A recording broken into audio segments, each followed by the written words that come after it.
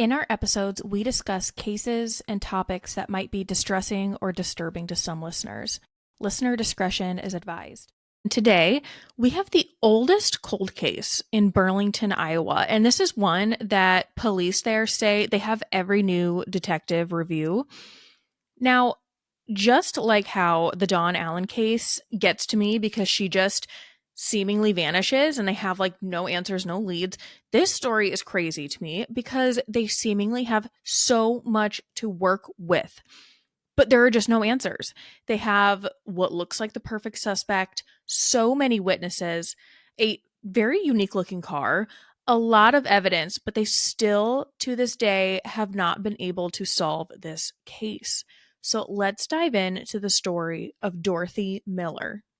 When Fred Miller woke up at 5 a.m. on August 19th, 1969, he was surprised to find that his wife, Dorothy Miller, wasn't home. See, the previous night, Dorothy, a real estate agent, had a scheduled showing for a client around 7:30 p.m. at a house on Grand Street in Burlington, Iowa. And because it was a late showing, Fred had gone to bed around 8:30 p.m. because he had to wake up early the next morning for work. But she should be home. So Fred called their daughter, who was 27 years old at the time, and the two of them drove to go find her.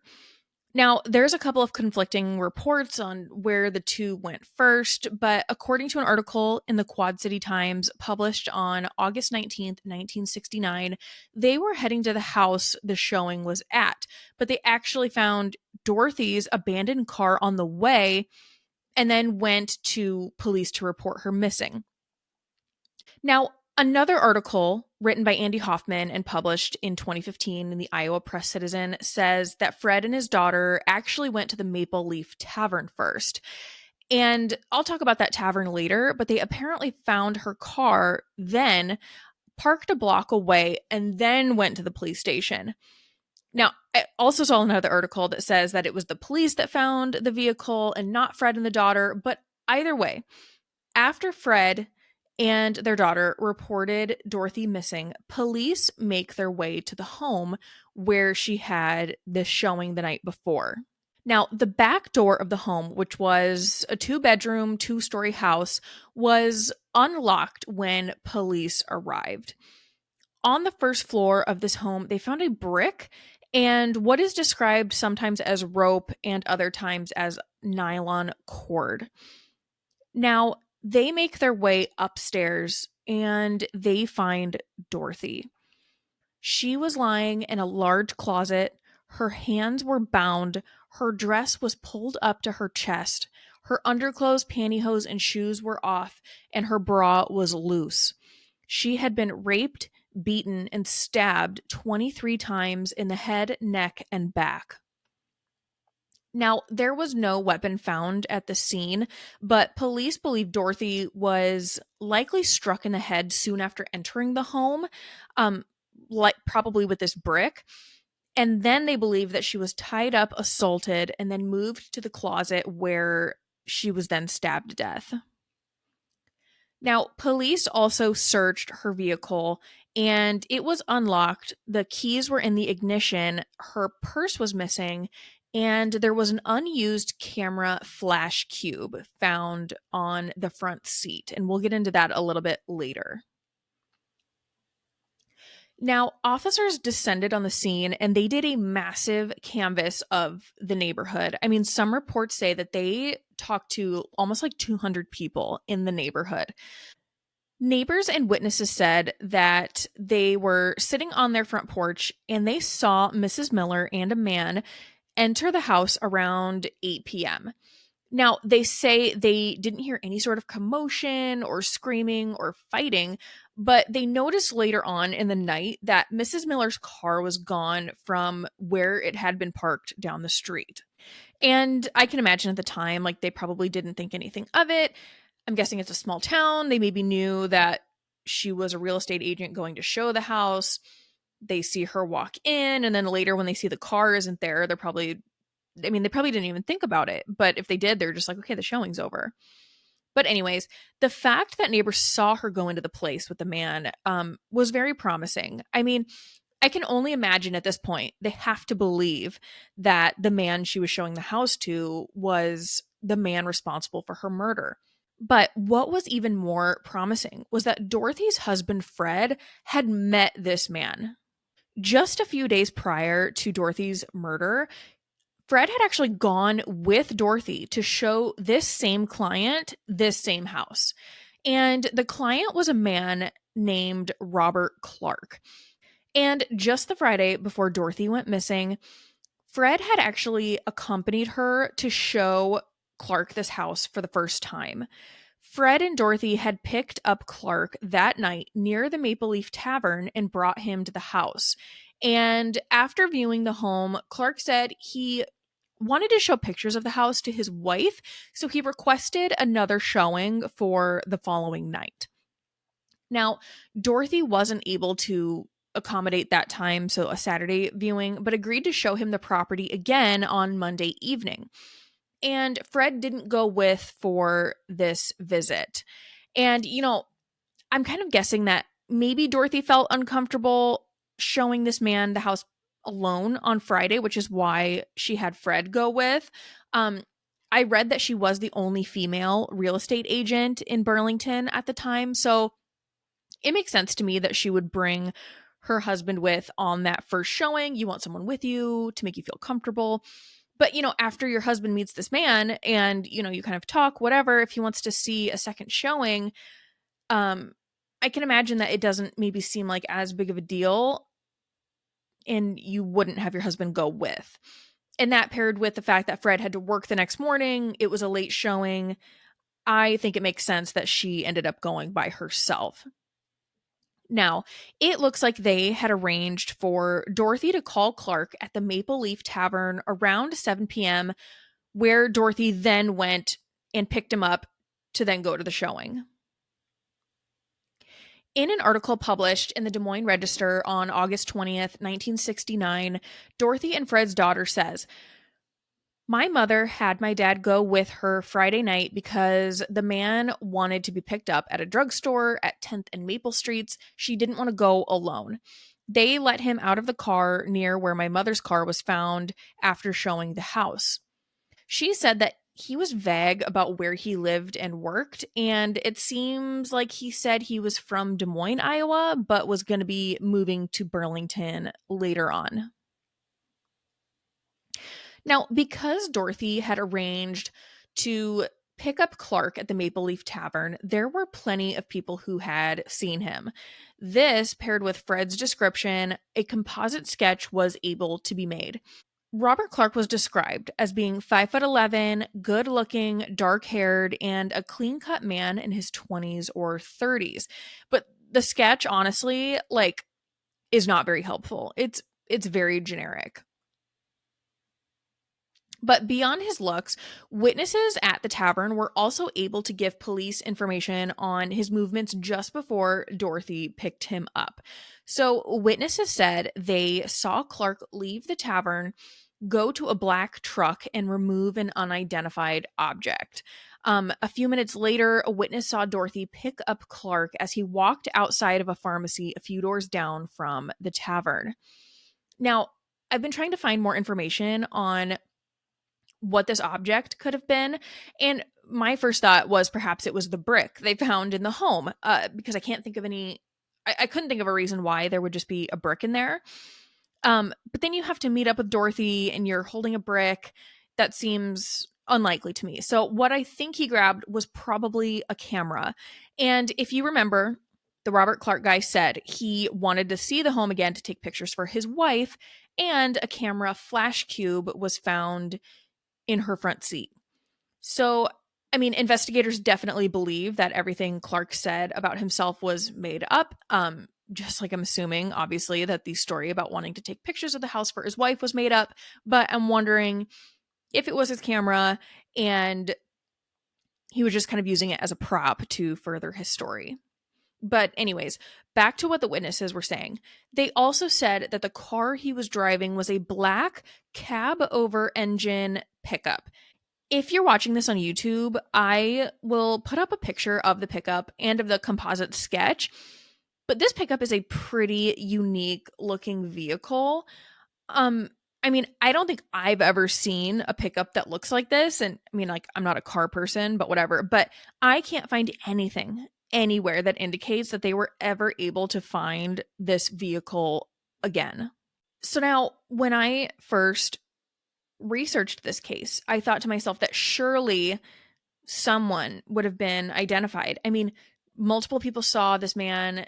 He had a very unique looking vehicle. Dorothy's husband, I mean, since she had accompanied him on that first showing, I'm assuming he spoke to him a little bit. So it's like you had to have gotten a good look at it. But they didn't. They never found this man, and no one ever reported seeing him again. Now, a psychiatrist at the time told the Burlington Hawkeye a few days after police discovered Dorothy's body that the murder seemed to be so well planned and carried out that I feel the killer is a sociopath with previous experience.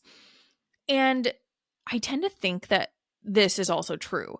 But assuming this Robert Clark who viewed the house is the killer, it seems so bold to me that he would allow himself to be in public, interact with Dorothy's husband, all of this.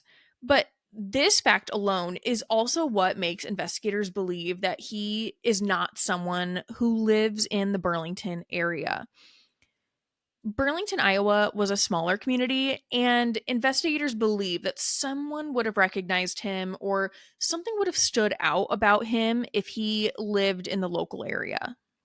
Let's dive a little bit deeper into some parts of this crime. I want to talk a little bit about the crime scene, but I really want to focus on some of the behaviors that we see from Robert Clark before the murder. So, what I want to figure out first is how did Robert Clark find Dorothy? Now, I have looked through hundreds of newspaper articles in the archives in researching this case. And one of the things I was also looking for was if Dorothy or this home that she was showing were listed in any sort of real estate advertisements in the newspaper before her death. Now, from what I've read in newspaper articles, Dorothy worked for the real estate agency Bullock Realty for about 2 years. And she was apparently the only female real estate agent at that time. In my research, I couldn't find any ads specifically from Bullock Realty. I couldn't find anything using Dorothy's name. I couldn't find anything relating to the address of the home, but there were a lot of real estate ads at that time. And in those ads, I saw frequently that they would have the address of the home, the name of the real estate agent, and a phone number. So my guess is either through a newspaper ad or by looking her up in the phone book, it would have been very easy to find Dorothy's name and call to inquire about this specific home or any home that she was showing at the time. Because when you think about it, if an offender is looking for the quote unquote perfect victim, everyone knows that real estate agents are frequently alone with clients in empty homes. This would give someone like Robert Clark the perfect opportunity to commit this type of crime. What strikes me, though, about the murderer, again, assuming that that is Robert Clark, is that he was so determined to go through with this plan, even though Dorothy's husband Fred and multiple people downtown saw him. So not only did he take the time to find Dorothy and specifically target her, but he was so set on going through with this plan that if the Friday showing was the day he originally intended to kill her, it didn't matter that Fred was there. He was still going to do it anyway. Now, when I think about that Friday showing, I don't know if perhaps maybe Dorothy had told Robert Clark that her husband Fred would be accompanying them. Maybe during the phone call, she had said, "Hey, well, my husband and I will pick you up downtown." But either way, he wasn't worried about having another person see him before committing the crime. And I definitely think that supports the theory that he was not from the local area and that he had no plans to remain there for any amount of time following the murder. And now, either way, whether or not Robert Clark knew that Fred was going to be there. The Friday showing was kind of beneficial for him because it gave him a chance to scope out the location of the murder. This could have been in addition to any other sort of surveillance that he was conducting on the property at that time. I think about the time of day that he chose for the showing. He wanted to do an evening showing both on Friday and on Monday. And according to Dorothy's daughter at the time, this was not something that Dorothy usually did. She usually did daytime showings.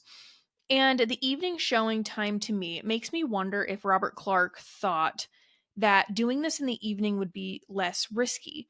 Perhaps he thought that there's less daylight for people to see him, but there would be more people home because it's in the evening. So I think that there would be a higher chance that someone hears something.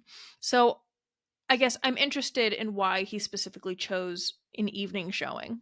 After that Friday showing, Robert Clark was able to make up a story about why he wanted to go back to the home to see it again. He, if you remember, said that he had a wife and he wanted to take pictures of the property for her.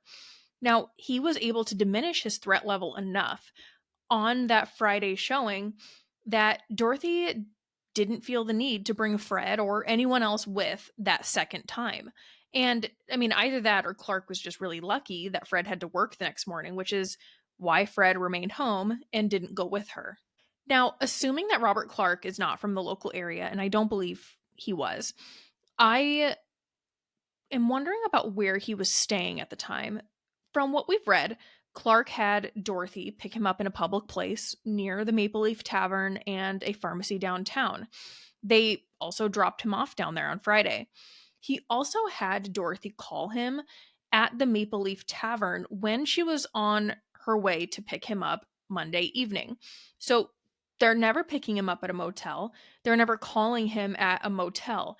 And I can't find a map of downtown Burlington from the 60s, but I haven't read anything indicating that there were any motels near where he was picked up and dropped off at. This means there's no sort of clue as to where he was staying that perhaps could have led people to learn more about his identity. On another note, why was Dorothy picking up Robert Clark to begin with?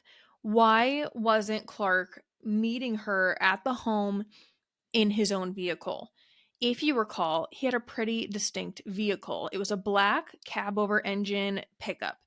And it's a strange looking car. I mean, again, I'm not a car person, so if you know more about cars and these were not that unusual, let me know. But it looks pretty strange to me. And I saw another article that said the paint job was also pretty unusual. Some described it as having a rough paint job, like not something that the manufacturer would have done. But he possibly doesn't want to meet her in his vehicle because if he's driving it down to the home, that's just more people that are going to see it. And the only mention of his vehicle comes from witnesses at the Maple Leaf Tavern who saw him go grab something out of it prior to getting picked up by Dorothy the evening of the murder. And I don't know exactly where he was parking this truck. Maybe it was in the tavern parking lot, maybe it was down the road. I'm not sure. Now, let's get to the crime scene. The home Dorothy was showing was about a mile away from the pharmacy, the tavern, and where Dorothy picked up Clark. That home is still there today. It looks basically the same as it did back in the 60s, just slightly updated. The neighborhood looks pretty typical. The houses are somewhat close together. It's not like there's, a very tiny little patch of grass in between, but they're not super far apart, not super close. It's a pretty standard looking neighborhood. The neighborhood overall doesn't look to be too upscale, just kind of like a standard American neighborhood. The home itself, it's a two-story home. It's 2 bedrooms, 2 bathrooms, over 1,400 square feet. The house in 1969 was being sold for a little over $15,000. From what I saw online, that would be around 129 to maybe 135,000 today. Its Zestimate on Zillow at the moment says it could be worth around $89,000, if that means anything to anybody. Now, according to news reports from the time, the back door was unlocked. I don't particularly think there's anything significant about this. I could see that they just pulled up and that was the door that they used, was just the back door. So it makes sense to me that all the other doors would be locked. Um, on the first floor, police found a brick, again, some sort of rope or nylon cord. I don't know where specifically on the first floor this was, and I don't know exactly how much of the rope there was or how big the brick was. Um, Upstairs, Dorothy was found again in a large closet. She was lying face down. Her hands were tied. I saw some reports saying that they were tied in front of her. Uh, her dress was pulled up. Her underclothes were off. Shoes were off. And she had been stabbed 23 times in the head, neck, and back. Now, it also says she was beaten. They don't specify what they mean by the word beaten, like if physically beaten with like fists and kicks, or if they mean that she was beaten with the brick, because I think they know that she was hit with the brick, but I don't know if she was like physically beaten by the offender as well. Now, I've read conflicting assessments on specifically what happened and in what order. Some say she was likely struck soon after entering the home, tied up, brought upstairs, assaulted, and murdered. Others say she was probably hit in the head after the assault, but before the murder. Um, I think I can better imagine that she was struck with the brick when they entered the home, and then she was tied up and perhaps carried upstairs if she was unconscious, and then probably placed in the closet, her clothing removed, assaulted, and then stabbed to death. And I just think that because the brick was downstairs. Now, my assumption is that the home was completely vacant. She's showing him the property in the evening. There's no mention anywhere that the people selling the home were still living there. My guess is that none of their things were there. And so, because of that, the offender would have had to have brought a knife and rope with him. I can see it being easy to conceal a knife, but I wonder how he was concealing the rope that he brought with. I don't know the quantity of the rope that he had, but it's still kind of an unusual thing to try to carry. Like, you can't really put it in your pocket. He did say he wanted to go there to take pictures of the home, so maybe he left it in a bag that he said was a camera bag. He stabbed her 23 times. That to me is so extreme and excessive. And it would have been a very bloody scene. And he had to have left the house after that, drove her car back downtown to where he was picked up. He's not going to walk down there if he's covered in her blood. But if he drove her car, my guess is that he would have gotten blood all over it. There's no mention if there was any blood found in the car. But I would have to assume that there was some in there unless he wiped it down, but I don't know why he would. The only thing reports say about her car was that it was unlocked, keys were in the ignition, her purse was missing, and that an unused camera flash cube was in there. Now, I haven't seen anything on if they found the purse, and I haven't read anything else about the flash cube, but I am guessing that the flash cube belonged to Clark because he said that he wanted to go there to take pictures for his wife. It has been over 55 years, and Dorothy's case remains unsolved. Dorothy was 48 years old when she was murdered. She was a well known and respected member of the community and a grandmother of two. Before getting her real estate license, Dorothy worked at the Iowa Army ammunition plant and as a proofreader for the Burlington Hawkeye Gazette newspaper. Dorothy's husband Fred died in 2002 without seeing justice for his wife's murder. Now, like I said, her murder is Burlington, Iowa's oldest cold case. Police there say her case file remains open, and every police officer who becomes a detective is familiar with the case. Lieutenant Jeff Klein, commander of Burlington's Criminal Investigation Division, said, "We send every officer to a 2-week homicide school when they become a detective. When they return, we hand them the Dorothy Miller file and ask them to review it to see if we have missed anything." Now, in my reading, there are a few references to evidence that was collected and sent off for testing. It doesn't specify what exactly, but if this person killed again, which I have to think that they did, if they got DNA from him from the scene, I just wonder if it would be able to be tested again or matched to anyone in the system.